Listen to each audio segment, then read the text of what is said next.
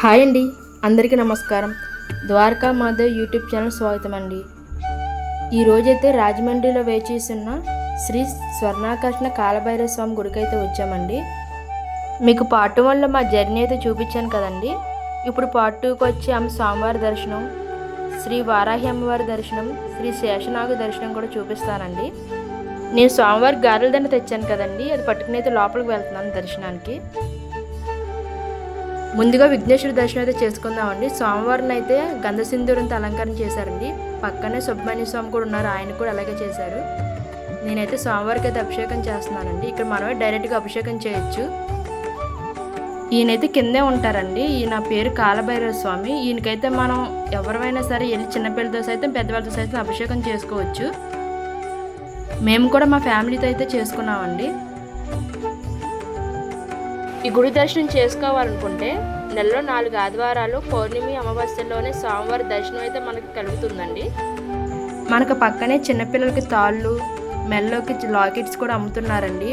కొన్ని అయితే కొబ్బరికాయలు కట్టిన ఇంటి గుమ్మాన్ని కట్టుకుండా కూడా ఉన్నాయి ఇక్కడ మనకి. స్వామివారి పూజలే పెట్టినాయండి ఇవన్నీ. నేనైతే 2 తాళ్ళు తీసుకున్నానండి చేతికి. మీకు చూడండి, మొత్తం చూపిస్తున్నాను ఏమేమి ఉన్నాయి ఇక్కడ. పక్కనే మనకి శివుడిది విగ్రహం కూడా ఉంది. ఇప్పుడైతే పైకి వచ్చేసామండి. ఇక్కడైతే కనుక శ్రీ స్వర్ణాకర్షణ కాలభైరవ స్వామి అయితే దర్శనమిస్తున్నారు. ఇక్కడైతే స్వామివారికి హారతి ఇస్తున్నారండి. లోపలైతే ఒక్క లైట్ కూడా లేదండి. ఒక్క దీపారాధన కాంతుల్లోనే స్వామివారి అయితే దర్శనం ఇస్తున్నారు మనకి. చూడండి ఎంత నిండుగా కనిపిస్తున్నారో స్వామివారు. చాలా తేజోవంతంగా ఉన్నారు కదండి.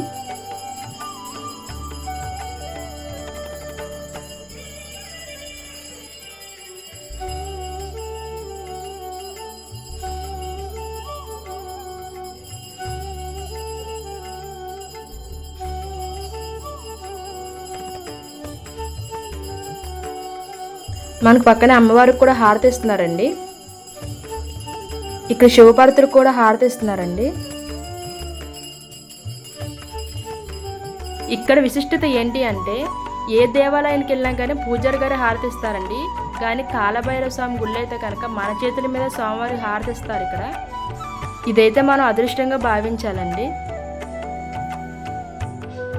నేనైతే గాడిదండ పట్టుకెళ్ళాను కదండి, స్వామివారి చేతికి ఇచ్చానండి. ఇప్పుడు నేను హారతి ఇస్తున్నాను. కరెక్ట్గా దండ అయితే స్వామివారి పాదాలు కూడా వేశారండి. నా హ్యాపీనెస్ ఏంటంటే, నేను కట్టిన దారం కరెక్ట్గా స్వామివారికి అలా సెట్ అయింది. కొంచెం ఎక్కువ అవ్వలేదు, కొంచెం తక్కువ అవ్వలేదు. కరెక్ట్గా నేను ఆరతి ఇచ్చే టైంలోనే గురువు గారు అయితే స్వామివారికి శంఖం పూరిస్తున్నారండి. అదైతే నేను చాలా హ్యాపీగా ఫీల్ అయ్యానండి.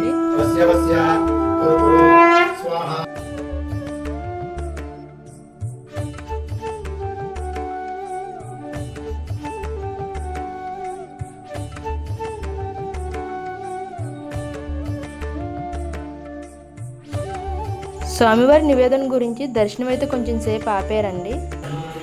ఇక్కడ కుటుంబ పరంగా కానీ మన వ్యాపార పరంగా కానీ ఎటువంటి ఇబ్బందులు ఉన్నా కానీ గురువు గారు అయితే కనుక తగిన పరిష్కారం చూపిస్తున్నారండి. సూక్ష్మంలో మోక్షంలాగా చాలా చిన్నగా, చాలా తక్కువ మోతాదులోనే మీకు ఆ కష్టము, ఆ బాధ, ఆ దుఃఖం నివారణ అవుతుంది.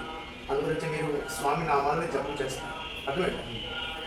మీ దుకాణానికి వెళ్ళి వెంటనే ఈ పుష్పాన్ని ఒక దాల్చేసాల వేసి దానిలో నీళ్లు పోయేది. నీళ్లు పోసి కొద్దిగా జవ్వాది కూడా ఒక 2 చిటికలు వేసి, ఈయనకైతే ఒక పువ్వులో స్వామివారి విభూతి పెట్టి ఇచ్చారండి, షాపులో పెట్టుకోమని. ఇప్పుడు గురుగారు హిందూ సాంప్రదాయాల గురించి, సనాతన ధర్మం గురించి, వాటి మూలాల గురించి, ఈ గుడి నిర్మాణం ఎలా చేపట్టారో అన్నది ఆయన నోటితోటే మనకు చెప్తారండి. మీరు కూడా వినండి. ఈ క్షేత్రము పూర్వం నుండి ఈ యొక్క అఖండ గోదావరి నదీ తీరాన, ఈ చారిత్రాత్మకమైనటువంటి గోదావరి నదీ తీరాన 95 పీఠాలు ఉండేవి. ఈ నదికి అటువైపున ఇటువైపున కూడా. ఇదంతా కూడా శ్రీ రాజరాజ నరేంద్రుడు పరిపాలించేటటువంటి అఖండమైనటువంటి పుణ్యభూమి, ఆధ్యాత్మిక భూమి. ఎంతోమంది కవులు, రచయితలు, మహానుభావులు జన్మించినటువంటి మహోన్నతమైనటువంటి అఖండమైనటువంటి ఆధ్యాత్మిక భూమిగా ఈ రాజమహేంద్రవరానికి ప్రసిద్ధి అనేది ఉంది. ఈ యొక్క క్షేత్రం పూర్వం నుండి, అంటే అనాది కాలం నుండి ఈ యొక్క గోదావరి నదీ తీరాన ఎంతోమంది ఋషులు చిన్న చిన్న దేవాలయాలు, చిన్న చిన్న మందిరాలు కట్టుకుని ఆరాధన చేసుకునేటటువంటి పీఠాలు, 95 పీఠాలలో ఇది ఒక పీఠం. ఇక్కడ పూర్వం ఈ యొక్క గోదావరి నదీ తీరాన ఈ గట్టు మెట్లు లేనప్పుడు ఈ యొక్క నది పూర్తిగా ఈ యొక్క దేవాలయ ప్రాంగణానికి అంతా తాకుతూ ఉండేటటువంటి పరిస్థితి. ఆ కాలంలో ఒక మహర్షి ఇక్కడ ఈ క్షేత్రంలో ఒక చిన్న శివలింగాన్ని ఏర్పాటు చేసుకోవడం, ఆ యొక్క శివలింగానికి సంబంధించి వారి యొక్క శిష్య పరంపరతో అనేక విధాలుగా భక్తి శ్రద్ధలతో జపతప హోమాలు నిర్వహించుకోవడం కొనసాగుతున్నటువంటి మహోన్నతమైనటువంటి దివ్యక్షేత్రం. ఇలా ఈ క్షేత్రమే కాకుండా మొత్తం గోదావరి నదికి అటువైపున ఇటువైపున ఈ యొక్క అఖండ గోదావరి రాజమహేంద్రవరం, ధవళేశ్వరం, వేమగిరి ఈ యొక్క పరిసర ప్రాంతాల్లో సుమారుగా 95 పీఠాలు ఋషులు వారి యొక్క ఇష్టదైవాన్ని కొలుచుకోవడానికి అనుకూలంగా ఏర్పాటు చేసుకున్న ప్రతిష్ఠ చేసుకున్నటువంటి శివలింగ. కాలక్రమేణా ఈ యొక్క మహమ్మదీయుల దండయాత్ర వల్ల, అలాగే ఆంగ్లేయ యొక్క దురహంకారం వల్ల కొన్ని పీఠాలు పూర్తిగా తొలగించేశారు. కొన్ని యొక్క పీఠాలను పూర్తిగా వాళ్ళు నిర్వీర్యం చేశారు.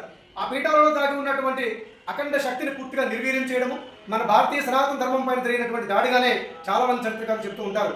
ఈ విధంగా 95 పీఠాలలో మహాధిపతికి ఒక 8 పీఠాలు మాత్రమే ఉన్నాయి. అందులో ఒక పీఠము కాలభైరవ గురు సంస్థ అన్నమాట.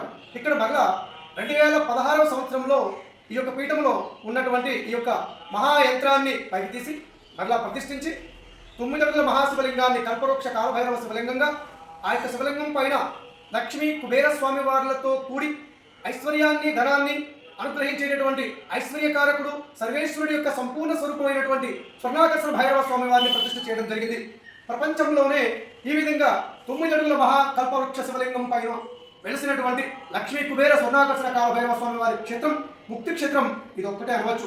ఎందుకంటే ఈ క్షేత్రానికి ప్రపంచ నలుమూల నుంచి ఆధ్యాత్మికత నిండుగా ఉన్నటువంటి ఎంతోమంది సాధకులు, ఉపాసకులు, అనుష్ఠాన పరులు ఈ క్షేత్రాన్ని దర్శించి అలాగే ఈ క్షేత్ర ప్రాంగణంలో సాధన చేసి వారి జన్మ సార్థకత చేకూర్చేటటువంటి వ్యవహారాలలో పూర్తిగా విజయాన్ని పొందుతున్నారు.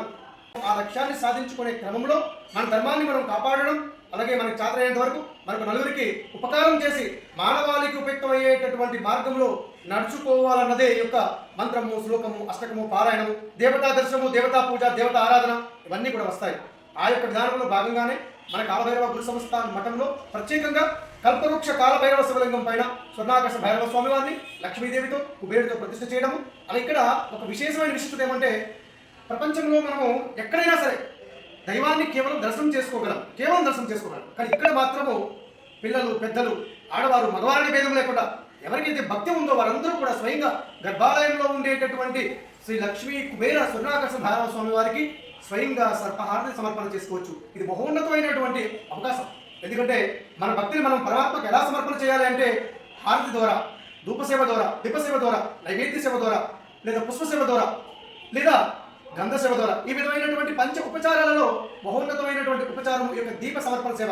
ఈ యొక్క సర్పహారతిని భక్తులందరూ కూడా ఎవరికి వారు స్వయంగా స్వర్ణాకర్షణ భైరవ స్వామి వారికి సమర్పణ చేస్తారు. ఇప్పటి వరకు మనము ఈ యొక్క క్షేత్రంలో ఒక లక్ష్యం పెట్టుకున్నాం. 1,00,00,000 మందికి 1,00,00,000 నాణాలను ఈ యొక్క స్వామివారి యొక్క జపతప హోమాలను నిర్వహించిన నాణాలను వితరణ చేయాలి, స్వామివారి యొక్క ఆకర్షణ నాణాలుగా పంచిపెట్టాలనే ఆలోచనతో ఇప్పటికీ 1,00,00,000 నాణాలను మనము మన యొక్క మఠం నుండి భక్తులకు అందివ్వడం జరిగింది.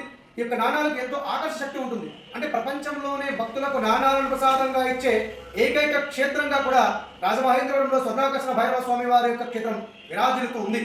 ఈ యొక్క నాణాలను గృహానికి తీసుకుని వెళ్ళి ఒక పసుపు రంగు వస్త్రంలో ఒక 5 లవంగాలు 5 యాలకులు వేసుకుని డబ్బులు ఉండేటటువంటి బీరువాలో భద్రపరుచుకొని స్వామివారి యొక్క మహామంత్రం ఓం నమో భగవతే స్వర్ణాకర్షణ భైరవాయ ధనధాన్య వృద్ధికరాయ శీఘ్రం ధనం ధాన్యం స్వర్ణం దేహి దేహి వస్య కురు కురు స్వాహ అనేటటువంటి మంత్రం నిత్యపఠనం ద్వారా ధనవృద్ధి, ధాన్యవృద్ధి, స్వర్ణవృద్ధి, ఆరోగ్య వృద్ధి, జ్ఞాన సిద్ధి, అభిసిద్ధి కలుగుతుందని కోట్ల మంది భక్తుల యొక్క ప్రగాఢ విశ్వాసం.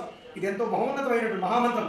అలా ఇక్కడ మఠంలో స్వర్ణాకర్షణ భైరవ స్వామి వారి కింద ఉన్నటువంటి క్షేత్రపాలక కాళీసిద్ధి కాలభైరవ స్వామి వారి యొక్క దర్శనం ఆదివారము, అష్టమి, అమావాస్య, పౌర్ణమి రోజుల్లో మాత్రమే, నెలలో 8 రోజులు మాత్రమే స్వామివారి దర్శనం ఉదయం 7 గంటల నుండి మధ్యాహ్నం 11:30 వరకు మాత్రమే ఉంటుంది.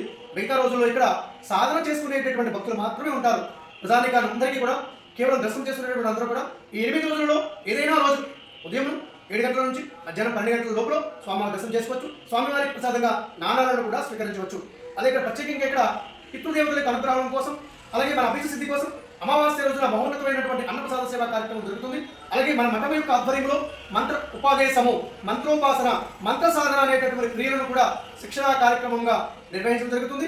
అలాగే స్వామివారికి ఇక్కడ సర్పహారతి, కింద ఉన్నటువంటి స్వామివారికి ప్రత్యేకంగా జల అభిషేకము, అలాగే పుష్పాభిషేకము, అలాగే స్వామివారికి సంబంధించినటువంటి మహోన్నతమైనటువంటి అభిషేకంగా చెప్పబడుతుంది విభూతి జలాభిషేకము. ఈ విధంగా కాలభైరవ స్వామివారికి ఈ విధమైన సేవలు చేయడం ద్వారా మహోన్నతమైనటువంటి జ్ఞానాన్ని పొందడంతో పాటుగా మన జీవితంలో అనుకున్నటువంటి ప్రతి వ్యవహారంలో కూడా విజయాన్ని సాధించగలమని భక్తులు ప్రగాఢంగా విశ్వసిస్తారు. ఈ యొక్క కాలభైరవ స్వామి వారి యొక్క ఆరాధన అత్యంత సులువైనటువంటి ఆరాధన. పెద్ద పెద్ద అట్టహాసాలు ఆడంబరాలు లేకుండా కేవలం స్వామివారి యొక్క నామం స్మరిస్తే చాలు. ఆయన పరవశించి మనకి ఏది కావాలంటే దానిని అతి శీఘ్రంగా ఇచ్చేటటువంటి దేవాది దేవతల్లో మహోన్నతమైనటువంటి శీఘ్ర ఫలదాత కార్యసిద్ధిదాత కాలభైరవుడు. ఈ స్వామివారికి కేవలం మంత్రం జపం చేయడం ముఖ్యం. పువ్వులు, అలాగే అగరబత్తి ధూపము, అలాగే ఒక చిన్న ఆవు నెయ్యి దీపము, మన ఇంట్లో మనం వండుకునేటటువంటి ఆ కొద్దిగా అన్నం, చిన్న బెల్లం ముక్క కలిపి నైవేద్యం పెట్టడం, ఈ 5 ఉపచారాలు చేసి కేవలం స్వామివారి యొక్క మంత్రం జపం చేస్తే చాలు. అతి శీఘ్రంగా స్వామివారి యొక్క అనుగ్రహానికి పాత్రలు అవ్వడమే కాకుండా మనకు అనంతమైన శక్తి వస్తుంది. మన వంశవృక్షం దేదీప్యమానమవుతుంది. మనలో ఉన్నటువంటి కామ, క్రోధ, మోహ, లోభ, మద, మాత్సర్య, ఈర్ష్య, అసూయ గుణాల యొక్క ప్రభావం సంపూర్ణంగా తగ్గుతుంది. మనలో ప్రేమ పెరుగుతుంది, మనలో కరుణ పెరుగుతుంది. అందరి పట్ల మనకు పాజిటివ్ దృక్పథంతోనే చూసేటటువంటి అవకాశం ఉంటుంది. కొన్ని చోట్ల జ్ఞానం లేక గుమ్మడికాయలను, వంకాయలను, కాకరకాయలను, కందదుంపలను కోసి అందులో తైలాన్ని పోసి దీపాలు వెలిగిస్తారు. ఇది పూర్తిగా తప్పుడు కార్యక్రమం. ఎట్టి పరిస్థితుల్లో కూడా ఈ యొక్క కూరగాయలను కోయడము, వాటిలో ప్రత్యేకంగా దీపాలు పెట్టడం అనేది మన ధర్మంలో ఎక్కడా లేదు. కింద కనుక అమావాస్య, అష్టమి, పౌర్ణమి రోజులో ఎండు కొబ్బరి ముక్క ఉంటుంది. పూర్ణ పూడి తీసుకొని దాని 2 భాగాలుగా చేసుకొని ఆ ఎండు కొబ్బరిలో దీపం వెలిగించండి. ఇది ఐశ్వర్య దీపం. మన గృహంలో ఆ దీపం వెలుగుతున్నంతసేపు కూడా మన ఇంట్లో ఉండేటటువంటి నెగిటివ్ ఎనర్జీ పోతుంది, ప్రశాంత వాతావరణం వస్తుంది. ఈ యొక్క ఎండు కొబ్బరిలో మాత్రం వెలిగించండి, లేదా మట్టి ప్రమిదలో వెలిగించండి, లేదా మీరు ఎప్పటి నుంచో చేస్తున్నటువంటి ఈ యొక్క పంచలోహ ప్రమిదలో కానీ, లేదా మీ యొక్క విధానం బట్టి చేయండి తప్ప ఎట్టి పరిస్థితుల్లో కూడా కంద దీపాలని, గుమ్మడికాయ దీపాలని, కాకరకాయ దీపాలని, వంకాయ దీపాలని, ఇది మన సంస్కృతిని మనమే పూర్తిగా నాశనం చేసుకుని మీరు గుమ్మడికాయ దీపాలు వెలిగించి, కాకరకాయ దీపాలు వెలిగించి వెళ్ళిపోయిన తర్వాత ఆ దీపాలను ఏవైనా జంతువులు తిన్నాయనుకోండి, దారుణమైన అనారోగ్యాలు వస్తాయి. అంటే మనం పుణ్యం కోసం చేస్తే ఇతర జీవులకు అవి అనారోగ్యాన్ని కలిగించడము, ప్రకృతిలో ఒక రకమైన పురుగు పుట్టడము, వాటి వల్ల మనకి మనుషులందరికీ కూడా అనారోగ్య సంబంధించినటువంటి ఇబ్బందులు వస్తాయి. దయచేసి ఇటువంటి దీపాలు వెలిగించకండి. శాస్త్రీయపరమైన దీపారాధన ఇప్పటికీ కోట్లాది మంది భక్తులు ఈ యొక్క ఛానల్ వీక్షించి అందులో ఉండేటటువంటి రహస్యాన్ని గ్రహించి వారి జీవితాల్లో ఆనందమయం చేసుకోవడం కోసం సాధన చేస్తున్నారు. స్వామివారి మంత్రం జపం చేస్తున్నారు. మీరు కూడా చేయండి. మిమ్మల్ని మీరు బాగు చేసుకోవడానికి, మిమ్మల్ని మీరు సంపూర్ణంగా వృద్ధి చేసుకోవడానికి కాలభైరవ సాధన, మంత్ర సాధన మహోన్నతంగా ఉపయుక్తమవుతుంది.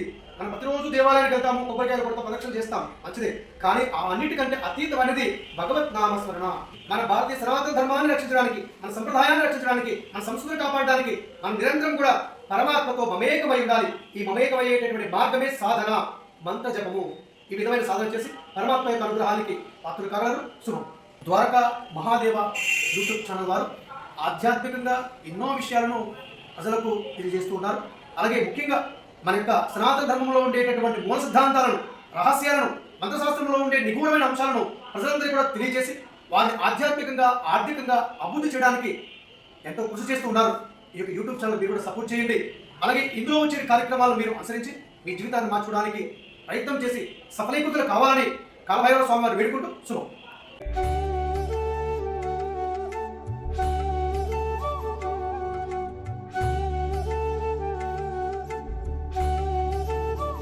స్వామివారి దర్శనం అయితే అయిపోయింది కదండి. ఇప్పుడైతే కిందకి వచ్చేద్దాం. మనం ఇప్పుడు శ్రీ అనంత శేషనాగ స్వామివారిని అయితే దర్శనం చేసుకుందామండి. ఇప్పుడు పైన శ్రీ వారాహి అమ్మవారి దర్శనం కూడా చేసుకుందామండి. మీకు ఈ వీడియో అయితే నచ్చింది అనుకుంటున్నాను. ఇంకా మరిన్ని వీడియోతో మీ ముందుకు వస్తాం. ఇలాగే మమ్మల్ని సపోర్ట్ చేయండి. ప్లీజ్ సబ్స్క్రైబ్ చేయండి, లైక్ చేయండి.